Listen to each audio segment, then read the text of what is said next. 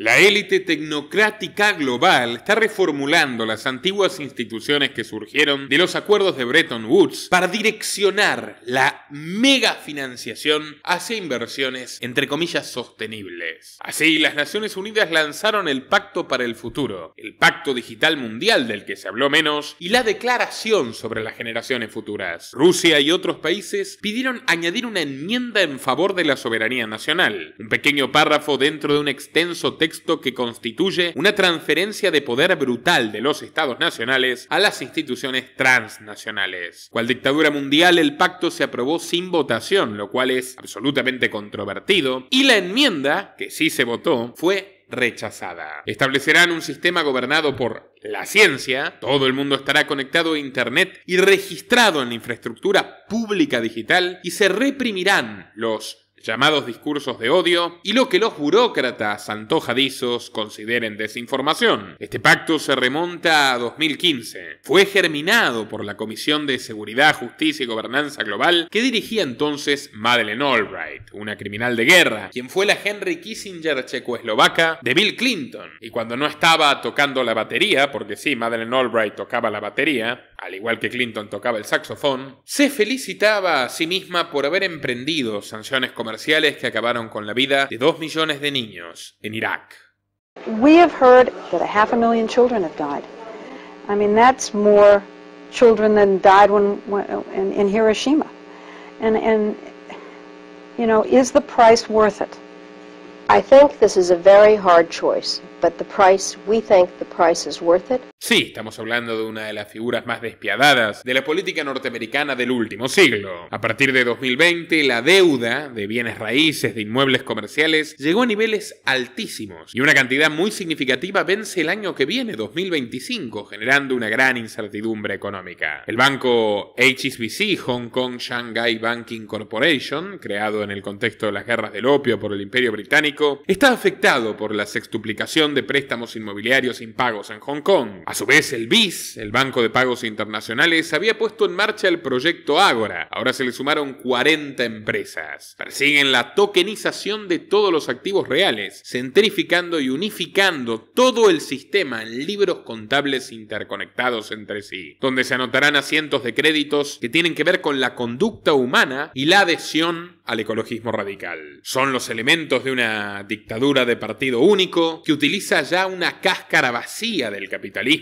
y al parecer buscan destruirlo. Nicolás Martínez Laje a continuación brindará un análisis exhaustivo de todos estos puntos, añadiendo más sospechas en su hipótesis de que Bitcoin está controlado por la élite. El FBI, al igual que la Central de Inteligencia, afirma tener registros de que Satoshi Nakamoto está identificado, pero no pueden hacerlos públicos. Se arremolinan temores de que el dólar esté al borde del colapso total. BlackRock advirtió sobre un incremento del interés institucional en Bitcoin y las sanciones a Rusia y la guerra comercial estarían generando el caldo de cultivo perfecto para un golpe inesperado por la mayoría de la gente. La disidencia controlada, igual que siempre, Musk entregó a Giorgia Meloni el premio Ciudadano Global junto a Klaus Schwab. Los BRICS están aplicando las monedas digitales de los bancos centrales, que es la forma de control tiránico económico más abusiva, y este mes se llevará a cabo una emisión de Bretton Woods de los BRICS, directamente vinculada con el Banco de Pagos Internacionales de Suiza. Básicamente quieren construir su propio Fondo Monetario Internacional. Putin advirtió que Estados Unidos y Europa irán perdiendo posiciones en la economía global, que ellos, los del BRICS, tomarán la delantera, por más que no haya absolutamente ninguna evidencia y siquiera un indicio de ello, y Biden, por su parte, sostuvo que hay que lanzar un nuevo orden internacional, pero por supuesto, otra vez liderado por los Estados Unidos. 34 países mayoritariamente marginales coquetean con el bloque BRICS, mientras 161 les dan la espalda. Pero si en algo están todos de acuerdo, es en lo que afirmó el temerario secretario general de la ONU, Antonio Guterres. La situación del mundo, tal y como está, es insostenible. Y claro,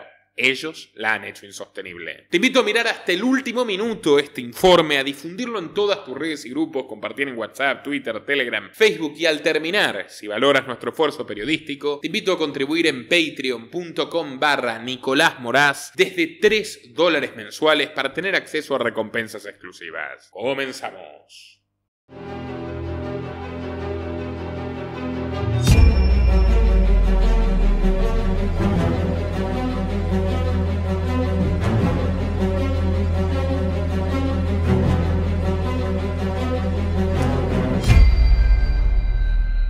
Dale clic al botón de suscribirse y no te olvides de activar la opción de recibir todas las notificaciones para no perderte de nada.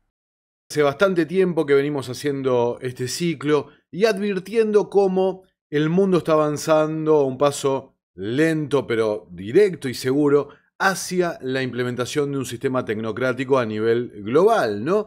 Que se ejemplifica como un sistema de gobernanza guiado por la ciencia, entre comillas, ¿no? Entiéndanme, la ciencia que escriben las élites, los datos y en definitiva la vigilancia total, la censura, las identificaciones digitales, monedas digitales y un montón de cosas que están, digamos, entrelazadas entre un punto y el otro. Y ciertamente me ha llamado poderosamente la atención que algo que venimos advirtiendo hace bastante, que era la celebración de la Cumbre del Futuro, antesala a la Asamblea General de las Naciones Unidas que ocurrió esta semana, ciertamente los medios de comunicación mainstream, que a esta altura, si estás viendo este contenido, tenés que entender que son medios que están controlados, financiados directamente, son parte de la agenda, ¿no? Colaboran, o sea, su función es simplemente ilustrar de una manera sencilla para que la gente no cuestione, no piense y siga adelante. No, dale que va, ¿viste? No cuestione nada. Y bueno, sigamos adelante con este sistema que nos lleva a el final de la libertad y la esclavitud y demás. Bueno, ciertamente esta semana finalmente ocurrió lo que temíamos, que es, acá como ven en la cuenta oficial de Twitter de las Naciones Unidas, la adopción del histórico Pacto para el Futuro. El acuerdo allanará el camino para una mayor cooperación internacional, dicen la gente acá de la ONU. Entonces acá lo tenemos a Antonio Gutiérrez hablando sobre la celebración del pacto. The Pact for the Future, the Global Digital Compact and the Declaration on Future Generations open pathways to new possibilities and opportunity. Je salue les trois accords historiques. Ahí lo tenemos hablando en francés y demás, saludando la celebración de este pacto, que fíjense, acá tenemos el comunicado de prensa, la gacetilla de prensa de las Naciones Unidas, donde señalan algunas cosas muy interesantes realmente, ¿no? Dice: los líderes mundiales han adoptado hoy un pacto para el futuro que incluye un pacto digital mundial y una declaración sobre las generaciones futuras. Este pacto es la culminación de un proceso inclusivo de años para adaptar la cooperación internacional a las realidades de hoy y a los desafíos del mañana.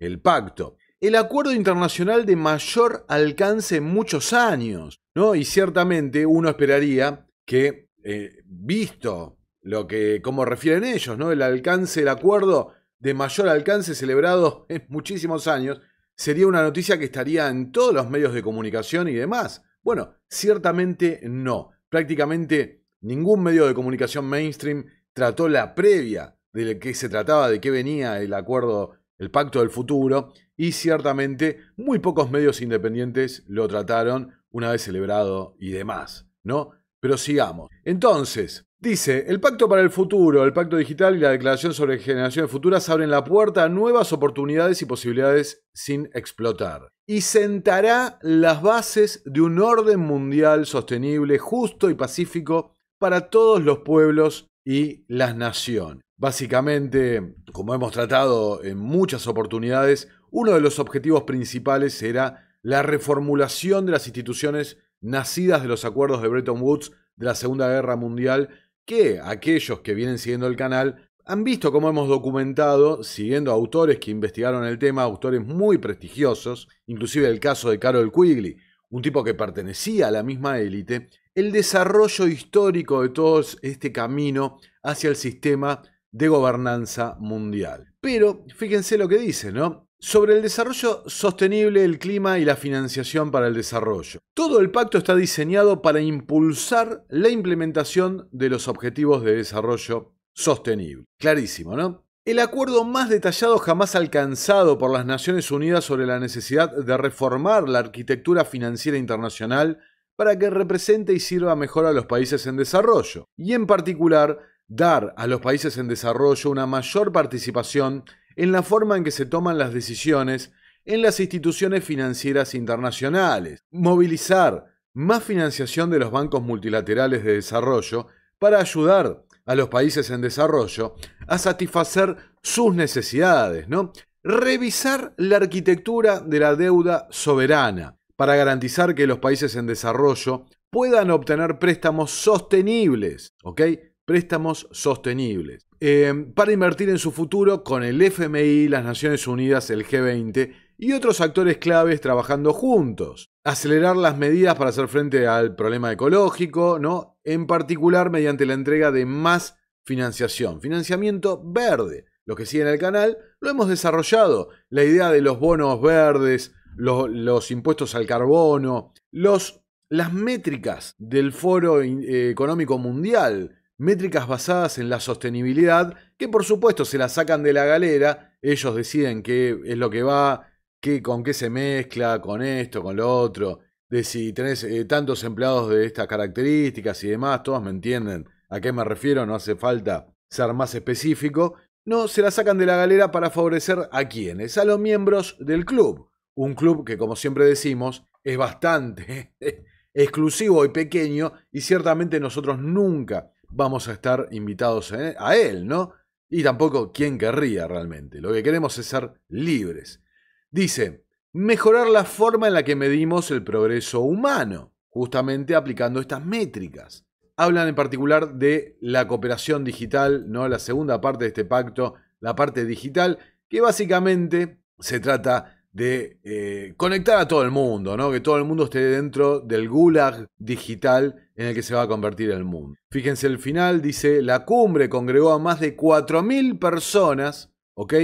Retengan ese número, 4.000 personas, para llegar a estas ideas, digamos, ¿no? Ahora, fíjense, acá tienen el texto, el PDF del pacto, del acuerdo. Vamos a agrandar un poco la pantalla. 4.000 personas, ¿no? Y dicen, fíjense, ya con leer el primer artículo tenemos más que claro cómo viene la mano. Los jefes y jefas de Estado y de gobierno en representación de los pueblos del mundo. O sea, 4.000 personas más o menos se erigen como representantes de los miles de millones de personas que viven en el mundo, ¿no?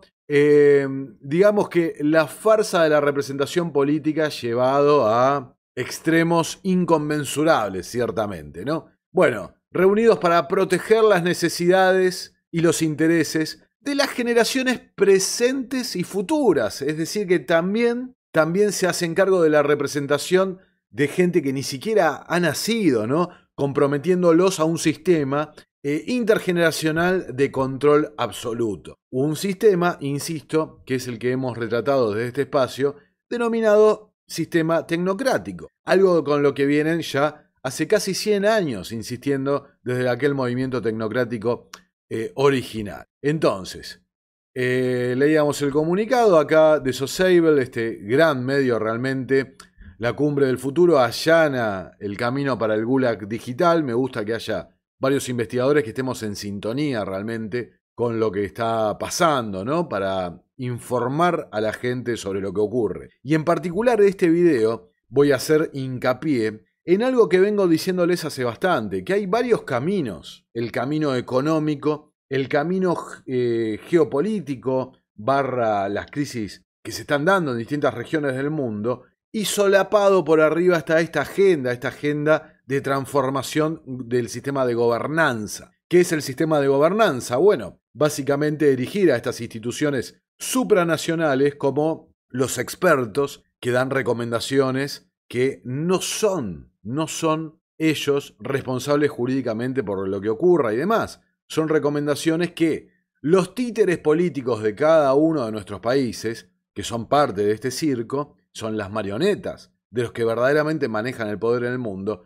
llevan a cabo, implementan en cada uno de nuestros países, ¿no? La gente a la que los ciudadanos ponen en el poder y demás, participando de este gran teatro que es la política y la representación. Entonces, tuvimos una muestra en 2020 de lo que venía, ahora estamos teniendo la realidad, pero siempre hay que poner un poco de contexto, ¿no? Acá tenés la nota, fíjate que habla de los puntos claves para esta transformación digital, ¿no? El acceso a la electricidad, para que las personas accedan a los dispositivos electrónicos para ser controlados, básicamente. Y un tema que hemos tocado en varios videos antes, y tengo preparado un video que lo vengo demorando realmente hace un tiempo, respecto al consumo de datos de los centros, el consumo energético de los centros de datos vinculados a la inteligencia artificial y demás. Una herramienta que, a ver, no soy yo, el propio Klaus Schwab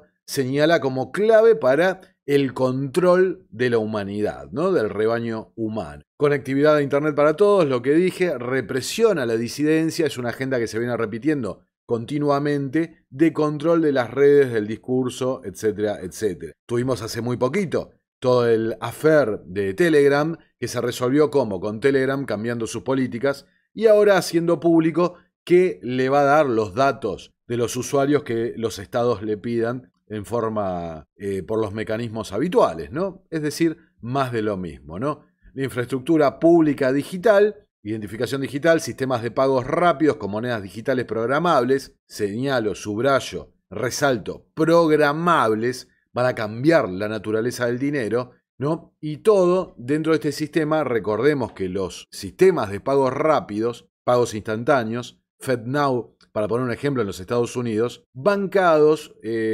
respaldados por el Banco Mundial, otra de estas organizaciones, ¿no? Bueno, acá tenemos la cobertura del desarrollo de la sesión del Pacto del Futuro, que, ¿por qué se las traigo? Porque acá casi haría un paréntesis en el video, en particular respecto a los medios argentinos, lo mal que han informado esto. Acá cuentan las propias Naciones Unidas, ¿no? Y diría, tantos periodistas, entre comillas, yo no me considero un periodista realmente, tantos periodistas mainstream que le dan premios y esto y el otro, gente con buscar la información, si la querés transmitir bien, la encontrás. Ahí está el propio informe de la cobertura de lo que pasó por las Naciones Unidas y ahora van a ver lo que les quiero contar para que tengamos una perspectiva de lo que realmente pasa. Pero bueno, ahora, como dije al principio, pongamos también en duda si realmente quieren informar o están para adoctrinar, para vender una narrativa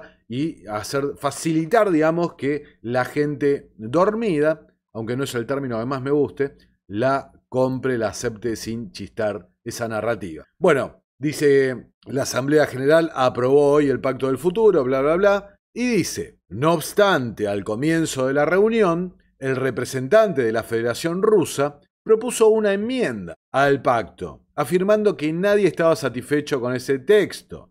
Esa enmienda que fue apoyada por, a ver, acá se las traigo, fíjense, vamos a agrandar, fue apoyada por Nicaragua, la República de Árabe Siria, Corea del Norte, Irán, Rusia por supuesto. Básicamente era la inclusión de un párrafo en un artículo del todo el acuerdo, que es un PDF, un documento de 80 páginas, una cosa así. Era simplemente el agregado de este párrafo, que es cierto que es un párrafo que defiende un tipo de soberanía de los estados. Dice, reafirmamos que las Naciones Unidas se guiarán por un proceso de adopción de decisiones intergubernamental y que las Naciones Unidas y su sistema no intervendrán en los asuntos que son esencialmente de la jurisdicción interna de los estados, ¿no? Entonces, para ser justos, sí es un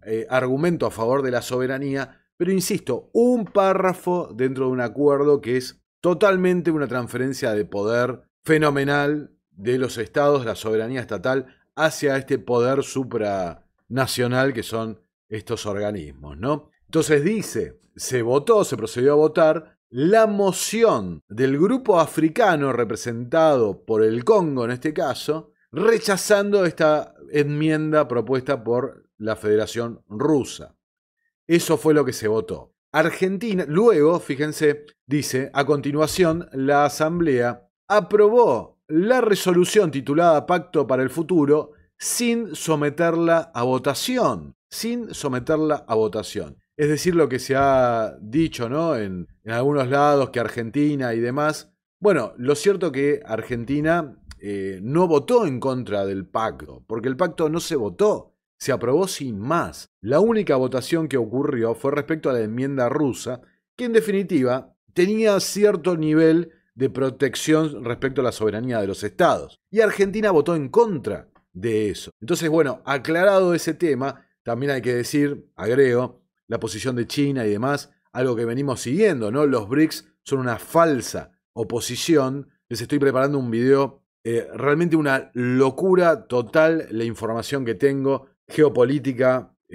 Casi les diría que he encontrado en cierta forma una de las claves para entender qué es lo que está pasando hoy en el mundo, la transformación que están llevando. Pero bueno, los BRICS están muy metidos en esa transformación y les prometo que en un próximo video les voy a traer eso. Realmente no quise mezclarlo con este tema. Entonces acá estaba lo que decía Argentina y demás, que se disociaba del pacto, un pacto que, insisto, no es obligatorio. El carácter es típico del sistema de gobernanza, es un pacto, son una serie de recomendaciones donde las Naciones Unidas como que le marca la hoja de ruta y le deja a los estados que en la libertad de su decisión elijan cómo implementarlo. Es decir, pollo o pasta, pero la ruta, el destino va a ser el mismo. Así que, en mi opinión personal, lo de Argentina, mucho humo y mucho ruido, pocas nueces, ¿no? Ciertamente.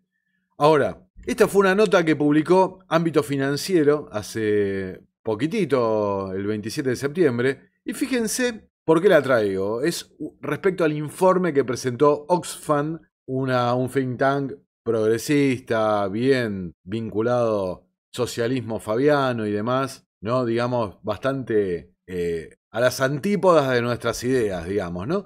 Pero fíjense qué interesante una de las cosas que señala en este informe, que se titula Multilateralismo, en una era de oligarquía global, cómo la desigualdad socava la cooperación internacional. Y fíjense lo que dice. El trabajo, lo voy a agrandar para que lo lean, el trabajo señala que el 1% más rico del mundo posee el 43% de todos los activos globales. ¿Se acuerdan cuando hablamos de la Gran Toma y esos grandes centros de clearing que son los titulares, en definitiva, depositarios de todos los títulos que se negocian bajo la ley de Nueva York, el mercado más fuerte, más líquido del mundo, ¿no? Sin lugar a dudas, Wall Street y demás. Bueno, fíjense lo que señala Ámbito Financiero levantando este trabajo de un grupo vinculado al progresismo, pero cuánta razón que tienen, ¿no? Cuánta razón que tienen. Dice, a modo de ejemplo, 2 multinacionales dominan el 40% del mercado mundial de semillas y 3 grandes gestoras de fondos de inversión, BlackRock, State Street y Vanguard, controlan 20 billones de dólares en activos, lo que equivale a cerca de una quinta parte de todos los activos de inversión a nivel global, ¿no? Y después hay algunos ingenuos que creen que la política es la que tiene la sartén por el mango, como se dice coloquialmente.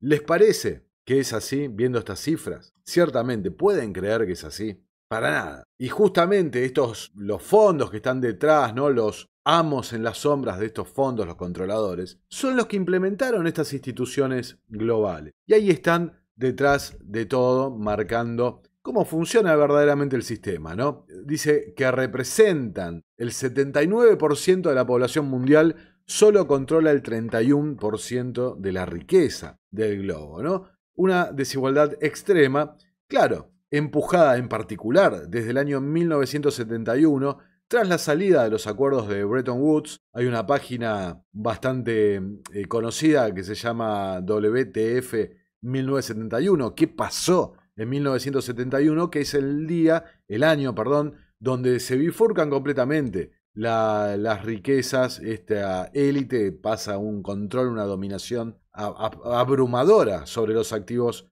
financieros del mundo, claro, vinculados justamente a cuando se despegaron totalmente del patrón oro tras la salida de Bretton Woods que realizaron Richard Nixon, ¿no? Así que bueno, acá Activist Post, para ir un poco más atrás al contexto realmente de la sanción, el origen, la génesis de este pacto para el futuro, fíjense que nos remonta a los que están detrás, ¿no? Este pacto se remonta al año 2015, cuando se empezó a hablar de él. a través de la Comisión de Seguridad, Justicia y Gobernanza Global, que estaba presidida por Madeleine Albright, ¿no? Todos la recordarán, esta mujer realmente nefasta, jactándose de haber terminado con la vida de miles de personas en Medio Oriente y demás, ¿no? Pero también Madeleine Albright, una, fíjense, protegida del profesor de Columbia, Zbigniew Brzezinski, un viejo abonado acá al canal, la persona del intelectual que trae a nuestros tiempos, nuestra era moderna, digamos, las ideas de la tecnocracia, quien, asociado junto a David Rockefeller, fundará la Comisión Trilateral, que es básicamente el think tank que ha controlado el poder ejecutivo de los Estados Unidos desde la década del 70 de la presidencia de Carter en adelante, ¿no? Entonces, fíjense toda la cantidad, ahí ven las fotitos de corporaciones que han estado detrás de estas organizaciones y de esta idea, ¿no?, de filantropía global. Bank of America, JP Morgan Chase, Mastercard, Google, BlackRock, Visa, Mastercard, etcétera, etcétera, ExxonMobil, etcétera, ¿no? Ahí tienen la gente del Foro de Gobernanza que se había relanzado en 2020, qué añito, ¿no? 2020, etcétera, ¿no? Donde se presentó nuestra agenda común de las Naciones Unidas. Entonces, a ver, la idea es esa, ¿no? Gobernar por la ciencia. Y es como dice el pacto, ¿no? Claramente. Establecer un sistema, como dice en su texto, establecer un sistema que esté regido por quiero que quede bien claro, ¿no?, las comillas, la objetividad de los datos. Ya vimos cómo funcionan los modelos y las ideas de esta gente en 2020, ciertamente, ¿no? Entonces, les dije, tenemos el camino de gobernanza global, un camino económico que conduce a una macro crisis global, una nueva crisis de 2008, una nueva crisis financiera internacional, y otro camino político, puede decirse, que marca las balas, ¿no? Digamos. Entonces, Wall Street on Parade escribe: todos los demonios de 2008 están de vuelta en los megabancos. Apalancamiento, deuda fuera del balance, más de 192 billones de dólares en derivados y niveles de capital inestables. Es absolutamente demoledor la frase que les voy a contar acá de este artículo, ¿no? Dice, y acá está el gráfico para respaldar lo que voy a decir. Solo 4 bancos poseían el 87% de todos los derivados en las 4.587 instituciones financieras aseguradas por el gobierno federal de los Estados Unidos a diciembre de 2023. Solamente 4 bancos. Acá está el grafiquito para que lo puedan ver. Los sospechosos de siempre: Goldman Sachs, JP Morgan Chase, Citibank y Bank of America. Que, como mostramos hace no mucho tiempo, Bank of America tiene una vinculación a través de la compra de Merrill Lynch sobre la titularidad de gran parte de las acciones de BlackRock, ¿no? Pero continuemos. Entonces, te dicen por un lado, están dadas las condiciones para una catástrofe realmente a nivel económico. 4 bancos tienen un peso que los bancos sistémicos, ¿no? Too big to fail, tiene un peso enorme. Acá la tenés a Christine Lagarde. Esta semana también la economía enfrenta presiones similares a la recesión de la década de 1920, advierte Christine Lagarde. Y es algo que ciertamente hemos hecho desde este canal. Hay muchas similitudes con el periodo de la Primera Guerra Mundial, la crisis de los años 20. Y bueno, a la larga sabemos cómo derivó eso, ¿no? En un proceso Liga de las Naciones, Segunda Guerra Mundial, Bretton Woods y demás. El economista medio español: Estados Unidos tiene una bomba oculta en su banca de $500 billion de pérdidas no realizadas gracias a los movimientos de tipos de interés de la banca central, de la Reserva Federal, unos movimientos que, como se ha visto claramente en esta semana, yo tenía razón lo que les decía, están totalmente coordinados.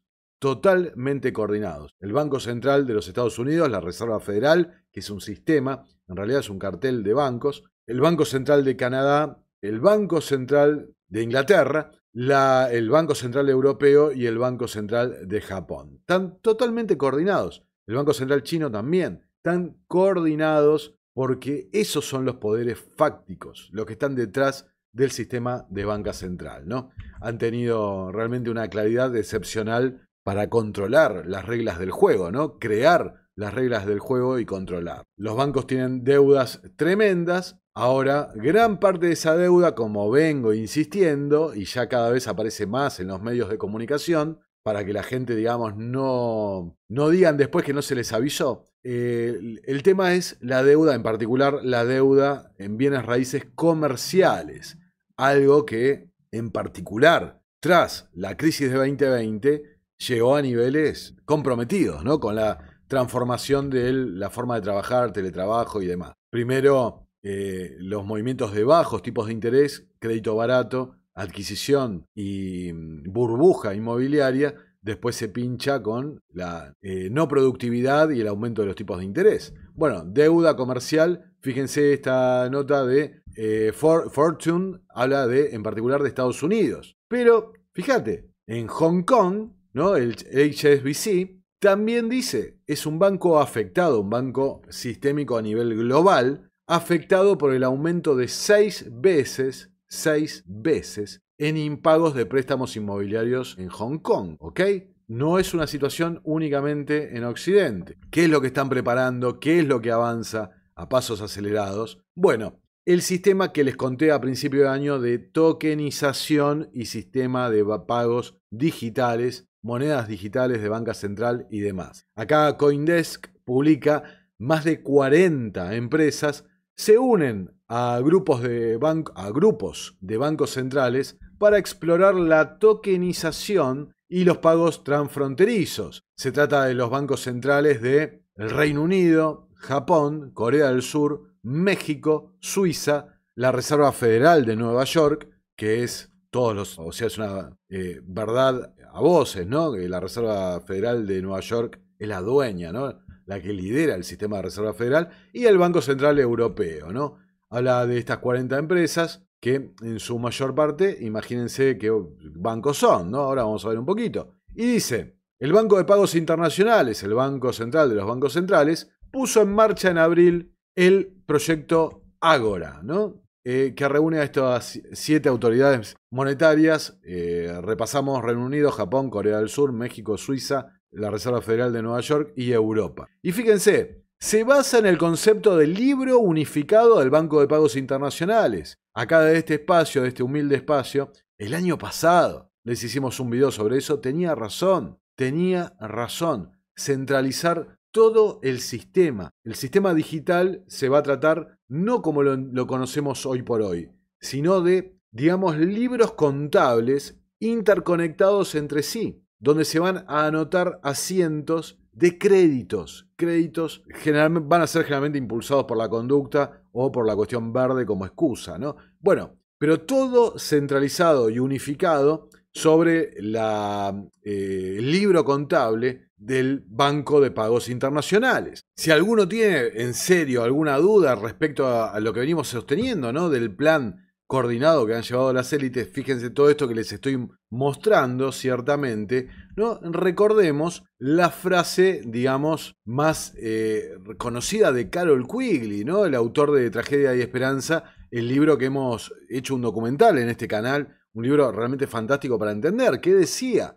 Los poderes del capitalismo financiero tenían otro objetivo de largo alcance, nada menos que crear un sistema mundial de control financiero en manos privadas, capaz de dominar el sistema político de cada país y la economía del mundo en su conjunto. Este sistema debía ser controlado de manera feudal por los bancos centrales del mundo, actuando de manera concertada mediante acuerdos secretos a los que se llegaba en frecuentes reuniones y conferencias. La cúspide del sistema iba a ser el Banco de Pagos Internacionales en Basilea, Suiza, un banco privado de propiedad y controlado por los bancos centrales del mundo, que a su vez eran corporaciones privadas. Cada banco central buscó dominar su gobierno por su capacidad para controlar los préstamos del tesoro, manipular las divisas, influir en el nivel de actividad económica en el país e influir en los políticos cooperativos, ¿no? Cooperativos, mediante las subsiguientes recompensas económicas en el mundo de los negocios. La frase de Quigley, en este contexto de lo que les estoy mostrando, del Pacto del Futuro, de las Naciones Unidas, Brzezinski, Rockefeller, etcétera, etcétera, la crisis económica desatada por las medidas de los bancos centrales, coordinada por los bancos centrales, bueno, acá lo tienen, trabajando en conjunto con los bancos privados, que son en definitiva los que están detrás de todo. A ver, ¿está pasando esto? Lo que decía Carol Quigley, señores, acá Tokenizer, un usuario de Twitter, publicaba, fíjense, los distintos proyectos, ¿no? Por una cuestión de tiempo no se los voy a mostrar, simplemente mostrar ahí la imagen. Son 12 proyectos que están transcurriendo en este momento del Banco de Pagos Internacionales, todos vinculados a distintos bancos centrales, el Banco de Noruega, el de Inglaterra, el Banco de Suecia, la Autoridad Monetaria de Hong Kong, etcétera, etcétera. Hay uno por ahí que está la Reserva Federal de Nueva York, el Banco de Canadá, todo también vinculados a, bueno, bancos privados también. Entonces, acá tenés el Atlantic Council, el Consejo del Atlántico, una de las organizaciones claves hoy por hoy, junto al CFR, junto a Chatham House, de lo que sería el orden angloamericano, que decía Carol Quigley, ¿no? La gente, digamos, británica vinculada a las finanzas de Wall Street, tomando el control de los propios Estados Unidos. Este Atlantic Council, ahí lo ven en pantalla, es quien hace el monitoreo del estado del avance de las monedas digitales a lo largo del mundo. Ahí lo pueden ver con total claridad, ¿no? Dónde se lanzó, dónde están desarrollándose, pilotos, investigación, etc. Todos los países del G20 están explorando una CBDC. 19 de ellos se encuentran en etapas avanzadas de esta exploración y de ellos, del G20, ¿no? 13 se encuentran en fase piloto: Brasil, Japón, India, Australia, Rusia y Turquía. Abajo, fíjense, todos los miembros originales de los BRICS, Rusia, India, Brasil, China y Sudáfrica, están probando una CBDC.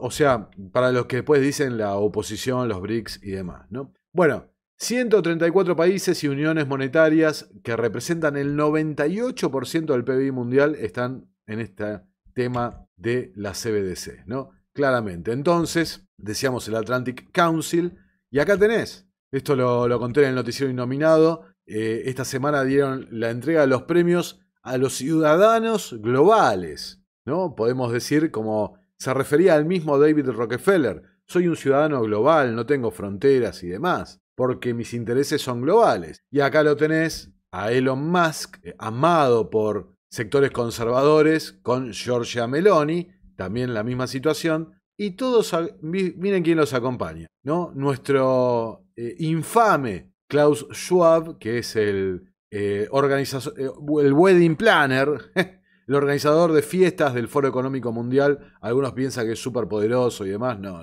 Es el organizador de fiestas, un protegido de Henry Kissinger, Klaus Schwab. Bueno, acá es donde se juntan las élites, ¿no? Básicamente, donde muestran que la verdadera agenda no es, justamente también como decía Carol Quigley, ¿no? No es el comunismo, no es el fascismo. La agenda es la tecnocracia, el control absoluto a través de la aplicación de la tecnología. Circle, que es la empresa emisora de la stablecoin USDC, que está respaldada por BlackRock, dice: las stablecoins serán el principal método de pago mundial. Algo que también tratamos en este canal, y otra cosa es la que teníamos razón. Para poner un ejemplo, fíjense cómo se aseguran la dominancia del dólar y del sistema, en definitiva, con las stablecoins. La compra del dólar cripto en Argentina, ya sea USDT o USDC, sextuplica la compra de Bitcoin. Entonces, bueno, ahí están los fundamentalistas que creen lo que creen, pero la realidad es esta. La realidad es que la gente sigue atada al sistema, si no es que también la disidencia al sistema, ya sea Bitcoin y demás, no está controlado. Y recuerden aquel video que hice sobre Bitcoin, simplemente repasar algo más que importante, ¿no? Que son las tenencias. El que tiene el control del saldo, digamos, el tenedor, es el que controla el volumen y en definitiva, el que controla el volumen controla el precio. Entonces, fíjense, Binance, el exchange más grande del mundo, en segunda colocación, BlackRock en tercera colocación, Grayscale, también un fondo de inversión, cuarta colocación. Bueno, el gobierno estadounidense séptimo, el gobierno chino octavo. Ahora, Satoshi Nakamoto en primera colocación. Y que no te sorprenda, ¿no? Que no te sorprenda quién es Satoshi Nakamoto, digamos, ¿no? Fíjense, 13 de agosto sale publicado en Cointelegraph que el FBI no confirmará ni negará la existencia de registros propios de la agencia sobre la identidad de Satoshi Nakamoto. La misma respuesta que mostré en un video, cuando hablé de Bitcoin, de la CIA. Es decir, que tanto el FBI como la CIA tienen registros, saben de qué se trata, pero no lo van a confirmar ni negar, que insisto, es la respuesta habitual cuando pasa eso, que tienen información, pero no la quieren divulgar. Ahora, miren qué interesante en la respuesta del FBI que no la tenía la respuesta de la CIA, ¿no? Algo nuevo. El periodista que pidió esta revelación de información al FBI destaca esto. Dice, presenté una solicitud de tema general amplio con un contexto completo, por lo que es la oficina y no yo la que afirma que se trata de un individuo. ¿Por qué? Porque el FBI dijo que no estaban en condición de dar información respecto a un tercero. Es decir, ya sea, puede ser una persona jurídica, una institución, puede ser una persona física, un individuo, pero lo cierto que el FBI ha hecho esa aclaración, que se trata de un tercero, por lo cual ciertamente lo tienen identificado, ¿no? Acá tienen la imagen, ¿no?, de la respuesta del FBI al respecto. Algo que, insisto, lo distingue de la respuesta rutinaria que había dado la CIA en su momento. Y hablando de BlackRock, fíjense lo que publican el 22 de septiembre, mientras estaba transcurriendo la cumbre del futuro en Forbes, una enorme sorpresa en el precio del ETF de Bitcoin de BlackRock, que vimos que BlackRock se está convirtiendo en uno de los principales tenedores, y dice: mientras se arremolinan los temores de que el dólar esté al borde de un colapso total, el administrador de activos más grande del mundo, BlackRock, ha advertido sobre crecientes preocupaciones en torno a la espiral de deuda estadounidense que se prevé que impulse el interés institucional en Bitcoin. Las crecientes preocupaciones en los Estados Unidos y en el extranjero sobre el estado de los déficits federales y la deuda de ese país ha aumentado el atractivo de los posibles activos de reserva alternativos, activos de reserva, no moneda, como una cobertura potencial contra posibles eventos futuros que afecten al dólar estadounidense.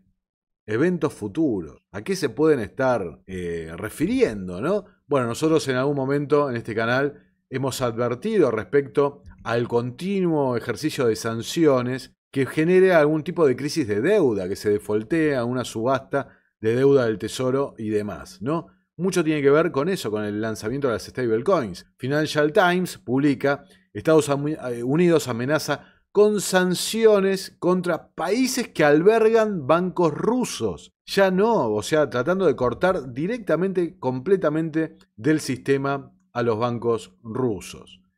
Y a los países que los albergan, ¿no? También está, por supuesto, para poner un poco de contexto, la guerra comercial. Estados Unidos quiere prohibir autos, en este caso autos con tecnología de China y Rusia, aranceles y demás, algo que coinciden tanto Kamala Harris como Donald Trump, ¿no?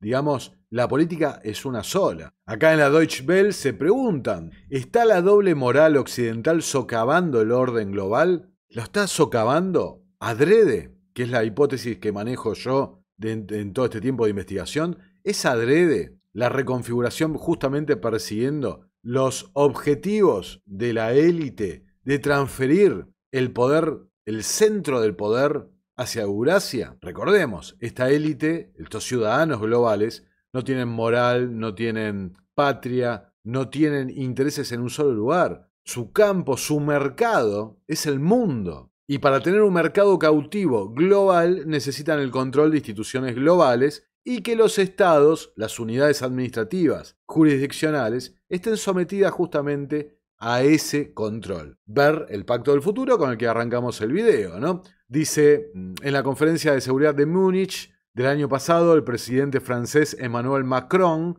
dijo: me sorprende lo mucho que estamos perdiendo la confianza del sur global. Súmenle todo lo que viene ocurriendo con las distintas sanciones, etcétera, etcétera, de ahí en adelante. ¿Es adrede? Bueno, ciertamente creo que sí. Y justo que lo mencionamos a Macron, recordar la conferencia del año pasado en Francia con Macron, un pupilo de los Rothschild, ejerciendo de maestro de ceremonias, hablando de la reconfiguración del sistema financiero internacional, basado también en métricas verdes y esto que lo otro, digitalización, lo mismo que la cumbre del futuro, ¿no? Todos los caminos conducen al mismo lugar, ciertamente. Escuchemos al presidente ruso Vladimir Putin. The modern world is going through deep, irreversible changes. We see the establishment of a multipolar development model that starts a new wave of global growth for the entire 21st century. This growth would not be concentrated in Europe or in North America. Sure, the fundamental basis of the European and North American economy is very strong, and they will continue to function in the future. It will take a long time for them to slow down. However, the major growth would not be concentrated in Europe or North America, who are slowly losing positions in the global economy. The growth would be concentrated in the BRICS, as well as those countries willing to join our group, those who see the prospects of equal cooperation, considering the national interests of each party. The modern world. ¿No? Te lo venden así, los intereses nacionales, los BRICS. Ya lo hemos hablado y recordemos que los BRICS son el concepto, ¿no? Sale de la mente de un analista de Goldman Sachs, que luego sería parte muy importante de Chatham House, el think tank, justamente al que básicamente basa toda su información, su investigación, Carol Quigley. Bueno, todo termina en lo mismo. Porque este orden multipolar que viene, ¿no?, a establecerse para reemplazar al orden unipolar, el sistema basado en las reglas del hegemón de los Estados Unidos, el orden que nació de los acuerdos de Bretton Woods de la Segunda Guerra Mundial. Bueno, este orden multipolar ciertamente está en línea con lo que les mostré acá, el informe del Fondo Rockefeller hace más de 50 años, de la necesidad de establecer el mundo en unidades, fragmentar en unidades administrativas económicas el mundo, dando por terminado, ¿no?, la soberanía estatal. Zbigniew Brzezinski, más acá en el tiempo, en la década del 70, habla de lo mismo, ¿no?, del final del Estado-Nación como unidad de eje de poder, reemplazado por los bancos internacionales y las corporaciones globales. Y bueno, esta idea, todo lo que defiende, todo lo que decía Putin recién, que es lo mismo que lo dicen los BRICS en cada una de sus declaraciones, que en definitiva no es que buscan un cambio del sistema, sino que buscan más representación en el nuevo sistema, que el eje está acá, en las organizaciones supraestatales, ¿no? Ahí tenemos, después del Pacto del Futuro, la Asamblea General que se inauguró esta semana, con lo mismo, con el llamamiento a la, fíjense, modernización de las instituciones internacionales nacidas tras la Segunda Guerra Mundial. Lo mismo que les vengo diciendo hace ya casi 4 años, ¿no? Más de 4 años. Desde el año 19. Escuchemos a Joe Biden. Este es un clip de hace 2 años. You know, we are at an inflection point, I believe, in the world economy. Not just the world economy, in the world. It occurs every 3 or 4 generations. As one of the top military people said to me in a secure meeting the other day, 60 million people died between 1900 and 1946. And since then, we established a liberal world order, and that hadn't happened in a long while. A lot of people dying, but nowhere near the chaos. And now is a time when things are shifting. There's going to be a new world order out there, and we've got to lead it. We've got to unite the rest of the free world in doing it. So anyway. ¿No? Ahí lo tenían bastante claro, ¿no? A Joe Biden va a haber un nuevo sistema y lo tenemos que liderar. Que esto el otro día estaba en un stream con unos amigos de Tertulia Ermitaña y les decía eso. Hay que entender esto, que hay un nivel del juego, ¿no? Donde están las piezas compitiendo entre ellas. Pero las piezas son controladas por un jugador, ¿no? El caballo, la torre, el rey, el alfil son controlados por un jugador. Pero a su vez, ese jugador es controlado implícitamente por quien desarrolló el juego, por quien inventó las reglas del juego. Eso es lo que mucha gente no ve. ¿Por qué? Porque se quedan en la narrativa buenos y malos, la dualidad, ¿no? Llevándolo a un punto esotérico si quieren. La dualidad. Buenos, malos, izquierda, derecha, occidente, Eurasia, OTAN, BRICS, sur global, mundo occidental, lo que sea. Esa falsa dualidad, ¿cuál es la síntesis del 2? La síntesis es el 3, la tríada. Ahí está la realidad de la cuestión. Entonces, los que inventaron el juego, los que desarrollaron las reglas, son verdaderamente los que ejercen el poder. Lo escuchan ahí a Biden. Va a haber un nuevo orden. Tenemos que liderarlo nosotros, o al menos no perder nuestro lugar en la mesa, ¿no? En la mesa de la verdadera corte. A ver, para poner un ejemplo bastante burdo, pero para que se entienda clarísimo, ¿no? Lo escuché a un youtuber hablando de esto, ¿no? La lucha libre, el catch, ¿no? La WWE, que es la compañía más famosa. ¿Qué importa si pelea John Cena contra el Undertaker o contra el otro, Rey Mysterio o lo que sea? El dueño de la compañía es el que marca quién gana. Ahora los luchadores, claro, todos quieren ser los campeones, todos quieren ser el más famoso, el más poderoso dentro, el que pueda establecer alguna condición o tener más peso en algún punto. Pero todos están sujetos a la voluntad del manager, ¿no? Del dueño de la compañía. Eso es lo que pasa. Eso es lo que muchos no ven. 34 países coquetean, dice Cripto Noticias, con los BRICS mientras avanzan en los planes de desdolarización. Y la clave acá de esta nota es que ahora en octubre, un mes complejo realmente, en noviembre son las elecciones en los Estados Unidos, y es más un pálpito, un análisis, puedo estar totalmente equivocado, pero espero sorpresas fuertes en octubre. Siempre tradicionalmente, y se conoce coloquialmente, la sorpresa de octubre. Sorpresas previas a las elecciones. Y espero una sorpresa fuerte en Medio Oriente. Yo creo que va a ser un acuerdo de cese al fuego, algo por el estilo. Espero una sorpresa en el frente ucraniano. Posiblemente se caliente esa cuestión. Y por el otro lado, espero esta sorpresa. Los BRICS anunciando finalmente la mítica, ¿no? Ya a esta altura mítica moneda de los BRICS, que han confirmado lo que yo les había anticipado, ¿no? Hace un tiempo, que se trata finalmente de acá está, la UNIT, esa unidad de cuenta que van a utilizar muy al estilo de los derechos especiales de giro del FMI. Básicamente, para resumirlo de alguna forma, fíjense, se llevará un Bretton Woods BRICS, ¿no? En octubre. Básicamente, para que se entienda con claridad, están estableciendo las mismas instituciones de Bretton Woods con otro nombre. Y lo más increíble, que hasta, por ejemplo, el representante del FMI que está trabajando con los BRICS sería el líder del banco, creo que de desarrollo que se llama, que van a establecer de los BRICS con ciertas condiciones. Por acá estaba, que van a ser, fíjense, Enbridge, vinculado al Banco de Pagos Internacionales, y ya creo que con esa frase ya se acaba, ¿no? Cualquier cosa que se pueda decir, ciertamente, es lo mismo.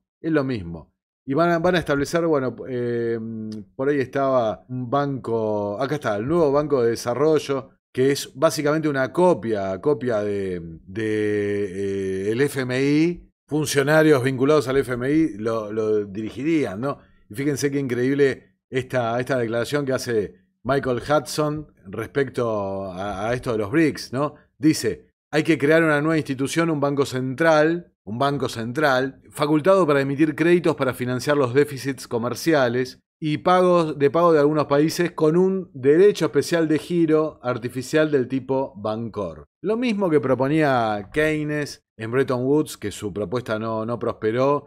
Luego, en la década del 70, lo volverían a reformular finalmente con los derechos especiales de giro, ¿no? Acá dice el UNIT para esa cuestión. Y ciertamente, lo mismo con otro color y trasladado el eje hacia otra zona geográfica. Para adelantarles lo que estoy trabajando, se trataría del Heartland, ¿no? La teoría de Harold Mackinder, el padre quizás de la geopolítica, ¿no? Finalmente han logrado el objetivo, controlar el Heartland, el corazón del mundo, la zona de Eurasia, principalmente Rusia, ¿no? Una parte de China. De eso se trata lo que está pasando, todos estos eventos que están transformando al mundo y van a transformar nuestra sociedad. Así que, si apoyás el periodismo independiente, encontrarás los links en la descripción para ayudarme a sostener el proyecto.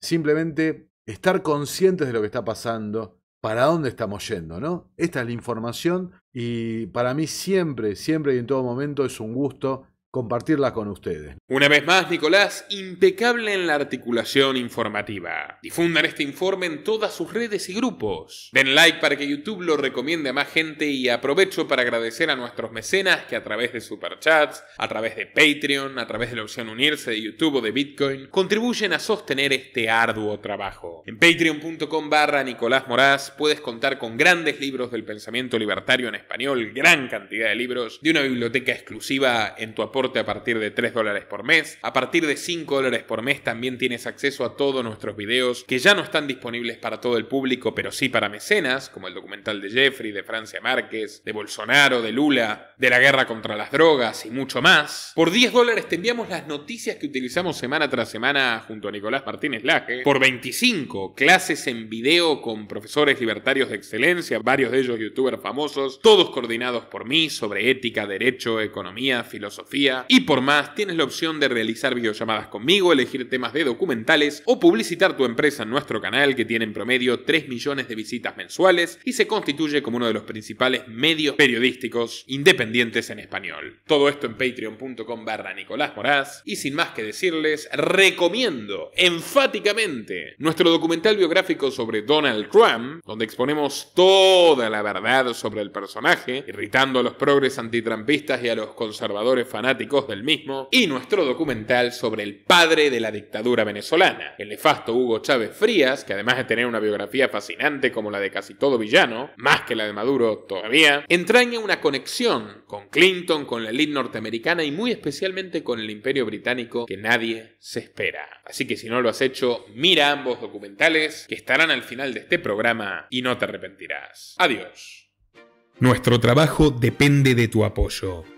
Para que siga siendo posible, realiza tu aporte desde tan solo $3 por mes a través de Patreon, en los enlaces que figuran en la descripción o en el comentario fijado.